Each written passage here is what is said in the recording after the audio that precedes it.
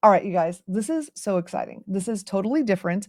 And there are several reasons why this man is on our interview today. His name is Chris Catucci, otherwise known as Pancake101. And I would go so far as to call him a friend of mine. I am so excited to introduce Chris. And can you tell us who is Chris? Oh, man, there's a lot.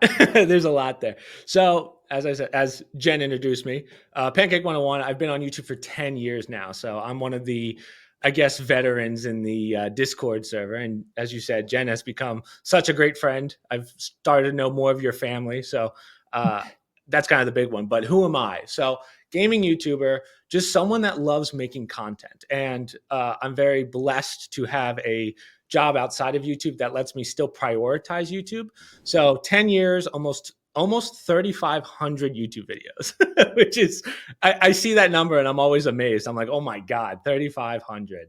So it's kind of become clockwork. And I'm one of those people where it took me, I tell people all the time, my degree, I went to the University of Scranton in Pennsylvania. I'm from New Jersey. I'm in North Carolina now.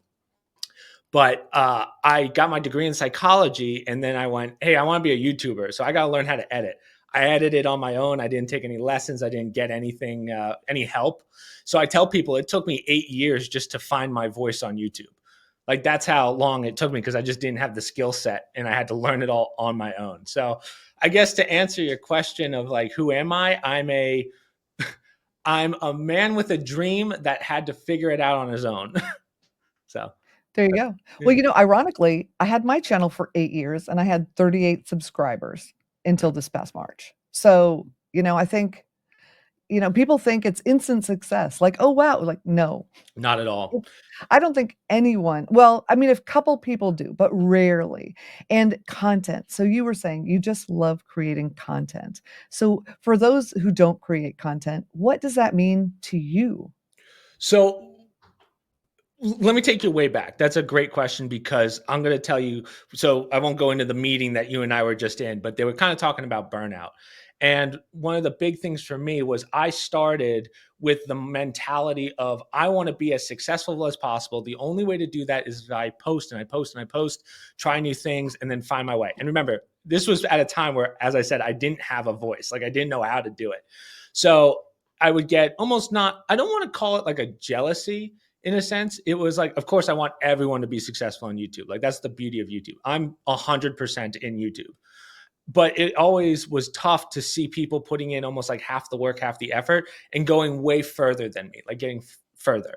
And again, great for them, but it's like you kind of ask yourself, what am I doing wrong? Why am I messing this up? Like and what sucks is there's no one to go to answer those questions, right? So eventually over the years, so the first, let's say 3 years, I was almost kind of, I don't want to say tyrannical with my friends, but it was like, guys, we got to get this done, this done, this done. When in reality, they're not YouTubers. They're just friends of mine that are along for the journey.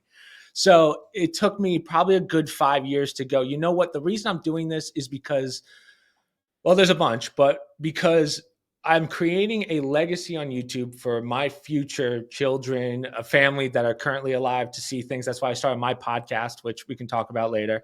Um, but so that was a big one. And then the idea that if I can put one smile on a person's face that makes their day better, that is why I do it. So as I said, I make a lot of content and I've never once thought of really stopping. I've thought of stepping back because of other things in my life, but there was never a day where I was like, I'm done with YouTube. It's just, we got to change the pacing a little bit. And I've done that. Like Jen, there was a point where I was posting 2 videos a day, every day, like full long form videos before shorts even existed. And it just, you have to find that sweet spot of how many is it? you know? Yeah, that is incredible. Yeah, because I post 3 to 4 a day and not counting the days, with short stuff. Long form? Yeah, yeah, yeah. And then 1 long form a week generally, sometimes 2. But yeah, and for me, I mean, that's still a lot.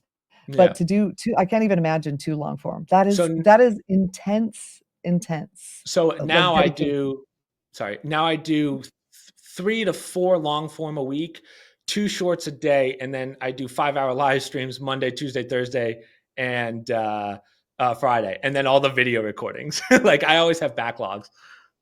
That is so incredible because I have over 700 videos uploaded and everyone's like, "Oh my gosh, it seems to be about the most I've ever seen." So, except for yours.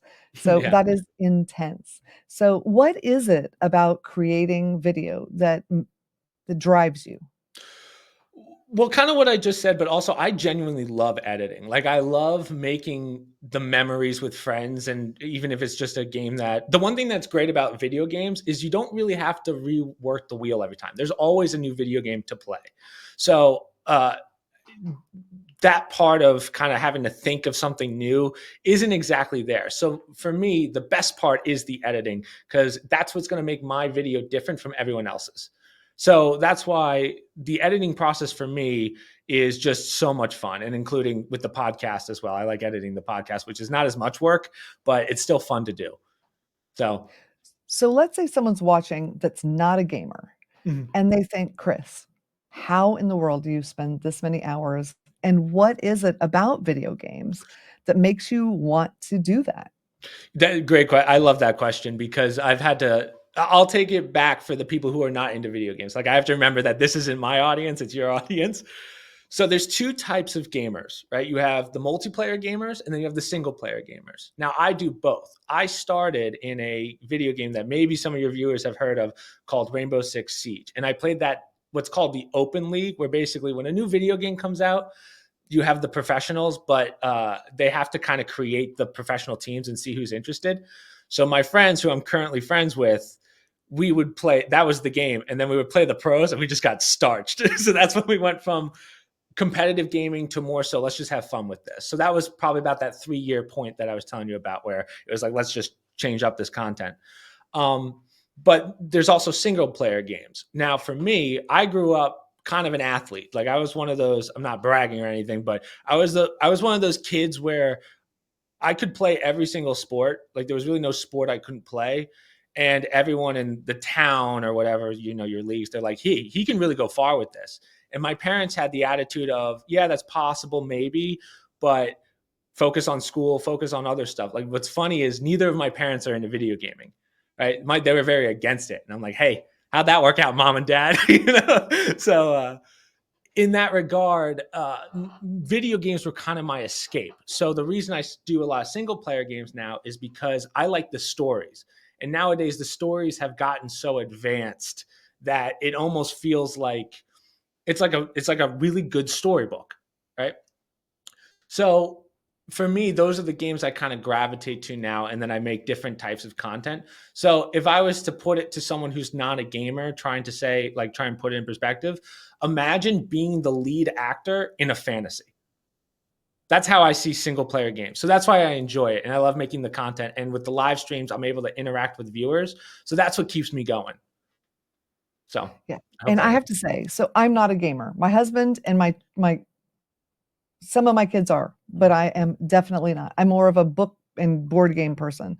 But I watched one of your live streams, and what I loved is you did make it a story. And even though I had no idea about that game before, the way you kind of walked through it made it interesting, even though I'm rarely interested in video games. Yeah. So I thought I mean, that is definitely a talent that you have, is that storytelling through the game. And so Yeah, I've that made always me been told see I'm that good at part. that. Yeah, I've Yeah. always been told I'm good at that. And, I went from, I do a lot of what's called walkthroughs. So when people need help with a game, I'll do those because I'm just good at them. So, I'm good at memorizing and doing things the right way so that people don't struggle. So that's one of the things that I've been doing the last couple of months, just because the lineup of games have been to show that you need to do a walkthrough, I guess. So, a lot of the games, like right now, we just had the big new Call of Duty come out. So my live streams are more so multiplayer games that I can play with viewers. I love playing with viewers. So in that regard, I can kind of bring them in a little bit more. So I'm not just a YouTuber, I'm a person that you can interact with. So See, I didn't even know that was possible. That is exciting. yeah. Okay. That is so cool. Now, you said something a little while back, professional gamers.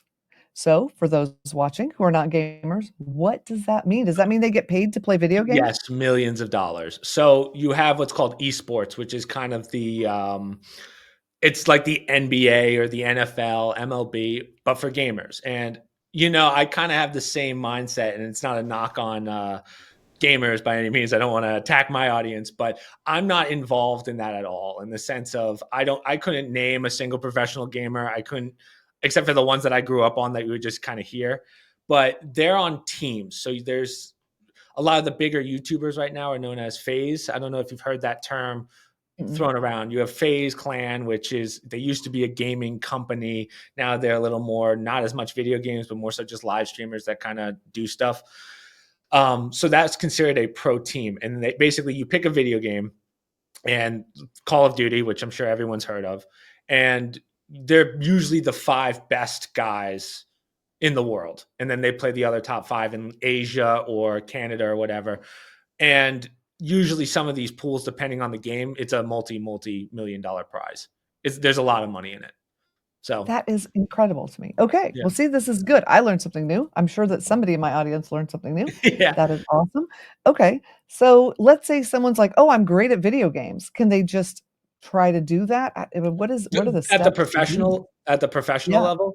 So the way I did it was a little different. And I, just to clarify, I was never a professional. I was in what's called the amateur league. We actually have some friends that played in what's called the it's kind of like the farm league, where you have the main members, those 5 I was telling you about. And then you have the ones that are on kind of the practice team. So there's 2 ways of doing it. Basically, the old school way of doing it is you kind of enter local tournaments until you get to the point where you're making decent money, and then all of a sudden you kind of get picked up. It's kind of like the same aspect of sports. So the way I did it, and I'll kind of put this into, I guess, layman's terms, is like, hey, a new sport came out. We're pretty good at this sport. Let's try and play the other people that are good at this sport that no one's ever heard of. The problem is a lot of the people that came into that sport were already professional Call of Duty players. So that's why we were just getting smacked. And then, Got it. yeah, that's when we were like, hey guys, I think we got to do something else. So, but yeah, Well, now it's more so for fun. But and I would imagine it's pretty competitive because who wouldn't wanna get I mean, any gamer would wanna get paid for playing games, right? yeah, That's one of the big problems nowadays that I see, and a lot of other YouTubers see in the short space, the TikTok, everything space, is people focus too much on being good at something rather than enjoying it. So I'm sure you've heard of Fortnite, right? That was yeah, massive. You had kids that, and I mean literally like 14-year-olds, 12 to 14-year-olds that were making millions of dollars playing Fortnite in these tournaments. And it was just like, man, I couldn't imagine doing that at such a young age, right? right?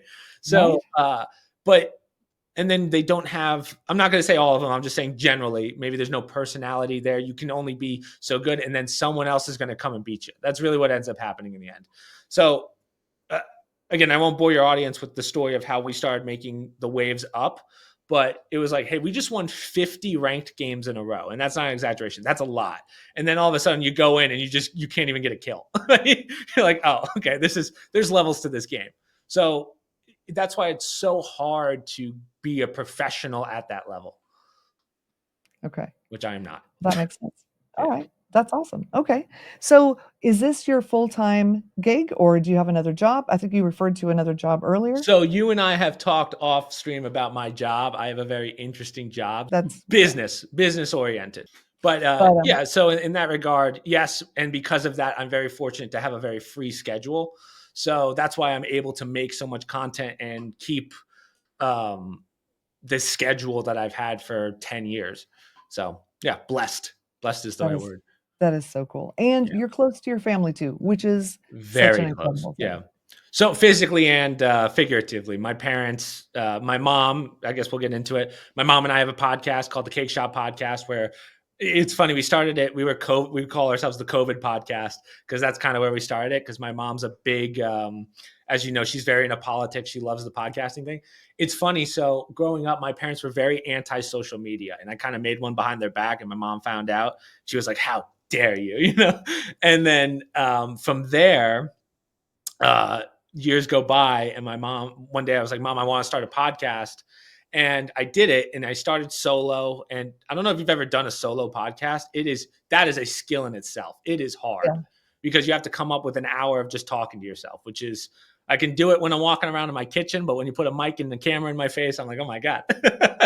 So then one day my mom was like, I forget what actually started it. I have to go back in my records, but my mom was like, "Hey, you got a podcast, right? Let's do this." Ever since then, my mom's been basically a reoccurring guest. She's on more times than not just because of scheduling, and I haven't really had that many other guests besides friends. But now, obviously, you, and then your daughter asked if she wanted to do it, and I told her I'd talk to you about it.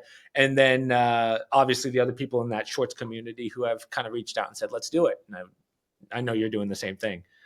That's awesome. Yeah. Yeah.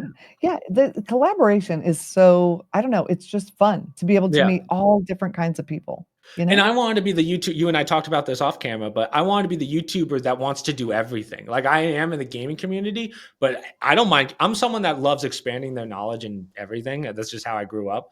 Um, so like I don't care if you're a makeup artist, a makeup YouTuber. I'll do a podcast with you. I don't care. I just like learning about it. And I have a pretty good historical knowledge of YouTube because I've been on for so long. So I always love talking to people about that kind of stuff Yeah. and how they started, kind of like what you're doing here. I love talking to people about their process. Well, So, and because everybody has a story, and this yes. it was funny because I just was on another podcast today, and the man was saying something about people feeling like they don't deserve to have a podcast or why would they have a show, and but the thing is that everyone has a voice, and there are thousands of people that need to hear your story, right? Yeah. And, that you're gonna resonate with, and even Y- if it's something that you haven't been great at or it's taken a while or it's good for them to hear all the sides so that And they know they can do it. one thing that we've lost, unfortunately, in the past decade is I love talking to people with difference of opinion. And you and I have talked about this, and I have no problem with someone with a difference of opinion. So I'm from New Jersey, as I said. I was known as the mayor at my gym because I knew everyone. Right? So one of my really close friends has very different views on things than me. He and I laugh all the time. There's no fights, there's no debates, I mean, there's a debate, I guess, but again, there's no screaming or yelling. We just have great conversations, which is where I hope we get back to as a society, as a single unit country. And to your point, everyone has a story. So I know his opinions on certain things because of his upbringing, and then it makes sense, right? So that's why I love hearing everyone's opinion and hearing their stories. So Yeah, I mean, my dad was a Republican, my mom was a Democrat, and they had friends that ran for office, and we would help them. It didn't matter what side they were on, and they would come over. Yeah, we would have these casual, wonderful conversations, these well-educated conversations. I miss those, with a very like not even the word debate isn't even, but they could talk about all the sides. Nobody got upset, like you were saying. It was just a sharing of viewpoints and that's how you learn I don't know, that's how you learn how things are. I had a right. friend who was telling me I would never be friends with somebody on the other I side know of that where drives I me am. crazy. And I said, we were at a homeschool thing at the beach, and I said, let's go sit down on the sand and let's talk. Because I was on the side she was saying, and we were friends. And she didn't know where I stood because I like to be Switzerland and be friends with everybody. And what was interesting was she was able to share something with me that I never understood from the other side. And I did the same thing. And we left as friends. And I wish everyone could do that. I Yeah. really do. Yeah, I think a big problem is people give their opinions without giving the point A of how they got to that opinion, and that starts the fight. So that's why I love hearing about people's upbringings first, and as we go. Again, I'm never confrontational when it comes to something. I just ask, "Hey, how'd you get that opinion from something?" And again, I'm one of those people. I have a lot of like political knowledge because of my upbringing and a lot of reading, so I can bring up statistics pretty easily and then say where I got them from, and maybe they have a different statistic. But and then that kind of gets to the hard part of which statistic is right, which kind of comes to just where we are as a society, unfortunately. And in the end, it really doesn't matter because the way I see it, Jen, and maybe it's different now that, oh, excuse me, maybe it's different now that we're, I guess, public figures in a sense. When I talk to someone, in the back of my mind is this conversation, no matter where it goes, is not going to change the grand scheme of things. It's just I'm making a friend and we're just talking, right? So that's kind of Right. how I see it. So that's why I'm sure you've seen it, the blow up fights that some people have in public over something that, let's be honest, really doesn't affect their daily life. in a sense of your one conversation is not going to change the world or the country, I should say. Exactly, Yeah, exactly. Well, and, and I like having a bunch of different people on my channel, like I said, but absolutely. a lot of time and some of them are political because they're legislators or whatever, and it Mhm. was funny, I had one person with very strong viewpoints in one direction, and my husband said, "I don't think you should have her on because she could be polarizing." And so we had a conversation, and I said, "Hey, how about this? How about you come on and you let my audience fall in love with you because you're a very lovable person, and then they can do a deep dive and find out where you are politically." And she was all in, and no one had any idea what side she was on. Yeah, We just talked about our humanity, right? right. And her life and whatever. And I think we need to get back to that too, because what side, it doesn't define who you are as a person, you know? Absolutely, yeah. And let me tell you, so through my job, without going into too much detail, we meet powerful people all over the world, very powerful people, plus politicians and whatnot. And they're all nice people. It's just the difference of opinion, and then media makes them out to be these monsters and whatever. So I've seen, how do I put? I've seen conversations between politicians that you would think are very set in their ways, and then you have a conversation with them and they go, I see your point, but you can't let what they're doing justify what your argument's about, if that makes sense, because they're pretty good about behind closed doors talking about their opinions and how they get to these opinions. It's not just he said she said and blaming, as most people think. So Exactly. And I think, let's face it, the fighting sells, right? And so that's what people want to show because when they do, they get more clicks and they get more views. I, yeah, And that's I was going to say this, I didn't think we were going to get into politics. So, but one of the things that my mother and I talk about all the time, kind of off air, is I do feel like a lot of politicians nowadays on both sides, it's how many clicks and views can we get to, um, to push something. And you know what's funny? It's not so much the presidential candidates that are doing it. Again, they're both polarizing figures, but that's just kind of how it is. I kind of expect a little better from a lot of the politicians, Congress and whatnot. So I do feel like we are kind of going for the views and the likes rather than the what needs to be fixed. yeah. Views and likes are our job, not our politicians' job. Exactly. Yeah, And not just politicians, people in all walks of life that really maybe don't belong, yeah, having channels on YouTube and exactly. just need to focus on doing their thing. So, yeah, I agree 100%.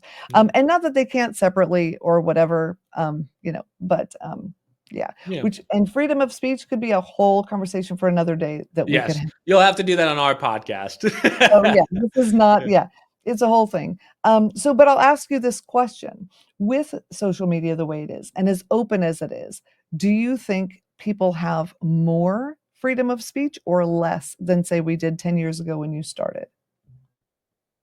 Do you specifically mean on YouTube, or do you mean, Just just in in the general? world in general. I'm not calling out YouTube because I love Yeah. YouTube.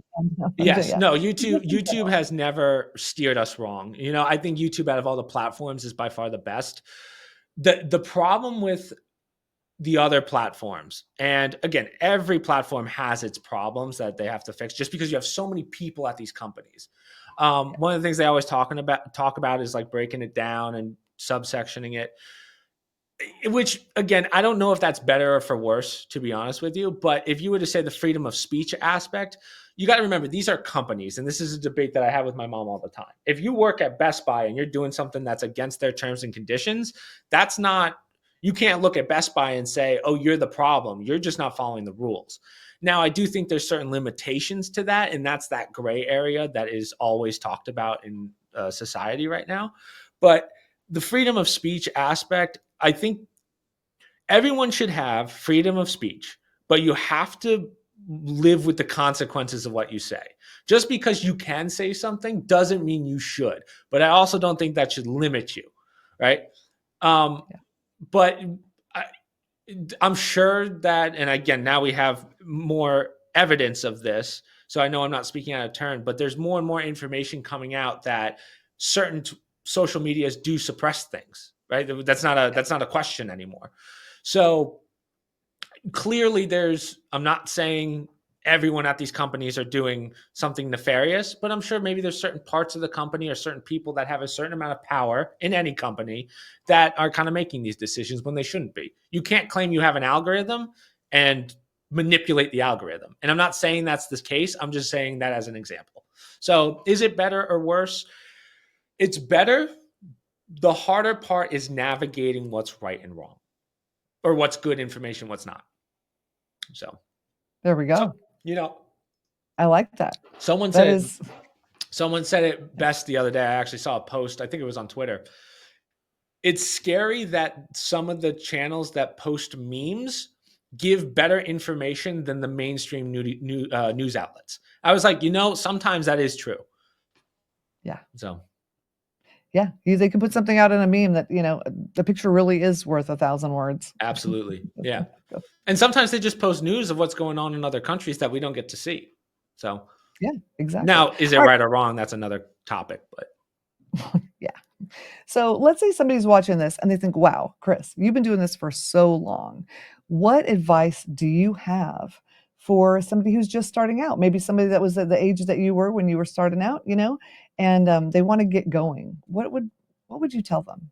so I can speak on anyone making any content, not just gaming. There's a couple things.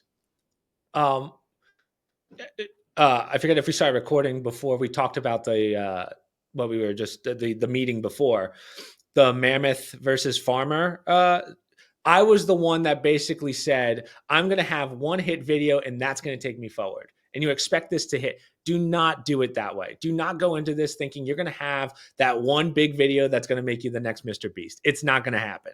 And one thing that took me a while to realize is you see all these big streamers and YouTubers that are doing so well, and you say, I want to be like that person. You don't think about the amount of total YouTube channels there are out there and how they are literally the 0.00001%. Not saying that you can't get there, but you have to have the mentality of this is going to take a while. You're not going to get it in 1 week. You're not going to do it in a month. You're not going to get it in 10 years. Trust me. But what I would say is if you truly love doing whatever it is you're making content on, that is more important than the views, because otherwise you will deal with burnout. And don't get me wrong, I'll be open and honest with you. There were times where the mental breakdowns, because you don't know where this is going. You're in your room, you don't know, so many unanswered questions. And those are going to happen. But if you're doing something that you love and your goal is just to make something that you love, there's no such thing as burnout. And I've learned that. So now that I make content that I like and you're along for the ride, and again, there's a little bit of a caveat there because I have a great job that allows me to do this. But if you're doing something that you love, burnout is never an issue. So that's just and the other thing I would say, you have to love editing. If you don't love editing, you're going to have a rough time. That's Yeah. tough. That one Because drives me editing, crazy. Yeah, go ahead. yeah, for me is a good 3 times at least, whatever the video, the time I spent filming, Yeah. it's at least 3 times that to edit. What about you? Exactly. So my process, oh my God, we could be here for a while with my process. But so I usually do my recordings on Sundays and Wednesdays. And then let's say I do an hour to an hour and a half recording. That's usually where I'll stop it. But what I do is that probably takes the span of about 2 days to edit. And maybe that's just because I don't have that skill set completely down, but usually that takes me about 2. So if I do a 1-hour video, it's probably going to take me 7 to 8 hours to edit it. But I love the process, so it doesn't matter to me. Plus, I like the making thumbnails. Thumbnails is fun.